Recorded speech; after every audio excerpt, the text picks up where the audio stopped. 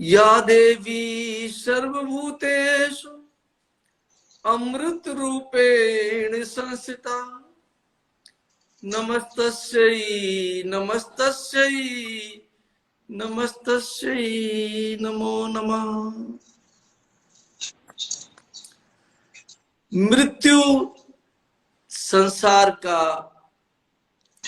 सबसे बड़ा सत्य है। और कैसा सत्य जिसे हम सभी जानते हैं।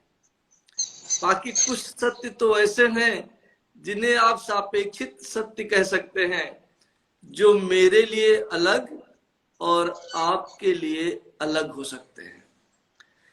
पर मृत्यु एक ऐसा सत्य है जिसे हम सभी जानते हैं और ये भी जानते हैं कि इसे एक दिन आना ही है। बाकी जितनी चीजें हम जानते हैं कि एक दिन होनी है, हमें घर खरीदना है, एक दिन खरीदना है, तो जितनी जल्दी हो सके उतनी जल्दी हम घर खरीद लेना चाहते हैं जी। हमें कार लेनी है, जितनी जल्दी हो सके उतनी जल्दी हम कार ले लेना चाहते हैं जी। मृत्यु ही एक ऐसी चीज है जो जिसके लिए हम कभी जल्दी नहीं करते। मृत्यु एक ऐसा अंतिम सत्य है जो बहुत ही आनंददायी है, परंतु इस आनंद को हमें बताने के लिए कोई शेष रह नहीं जाता। एक बहुत अच्छा यह है कि क्या कभी जिंदगी में भी मौत आती है? मौत ही आखिरी क्षण है जीवन का। और ये हमें समझना कि मौत आखिर क्या है, मृत्यु है क्या? क्या यहां से सब समाप्ति हो जाती है? मृत्यु को समझने के लिए पहले आपको जन्म समझना होगा। जन्म में हमारे माता पिता हमें एक शरीर प्रदान करते हैं और शरीर का जन्म होता है।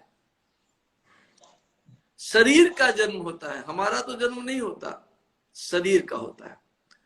और जब शरीर का जन्म होता है तो जो पहली सांस है वो सांस में आत्मा शरीर में प्रविष्ट करती है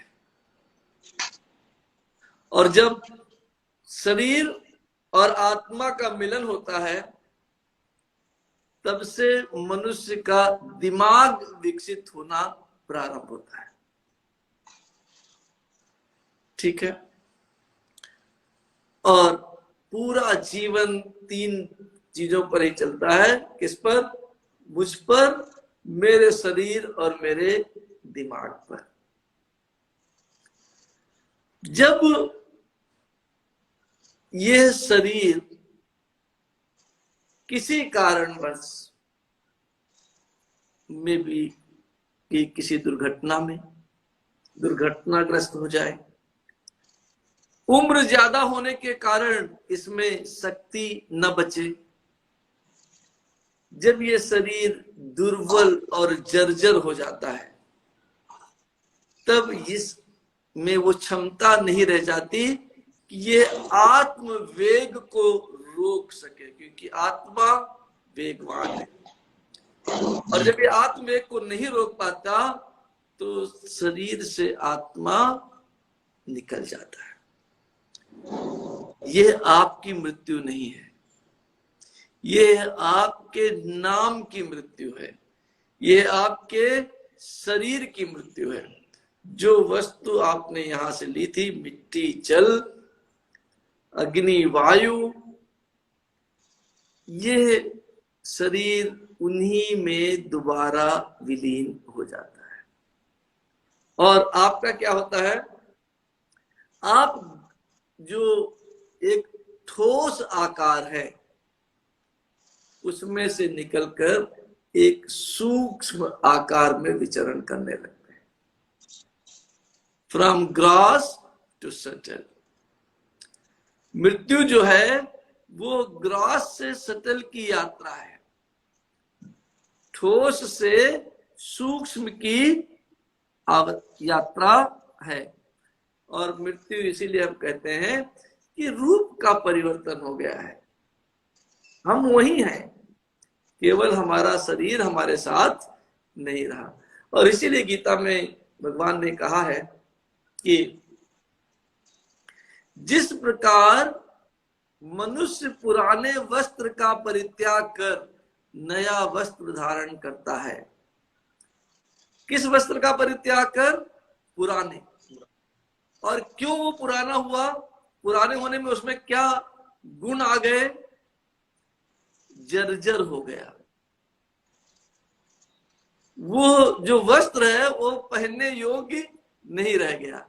किसी में बटन टूट गया, किसी की जेब फट गई, कोई पूरा वस्त्र ही फट गया। जब ये जर्जर अवस्था में आपका वस्त्र पहुंच जाता है तो आप उस वस्त्र का परित्याग कर नया वस्त्र धारण कर लेते हैं। ऐसे ही शरीर मैं नहीं हूं, वस्त्र भी मैं नहीं हूं। मैं इस शरीर से परे हूं, इस वस्त्र से परे हूं। तो शरीर क्या है? शरीर मेरा है, मैं शरीर नहीं हूं पर शरीर मेरा है। ये कुर्ता है, देखिए ये कुर्ता मेरा है मगर मैं ये कुर्ता नहीं हूं।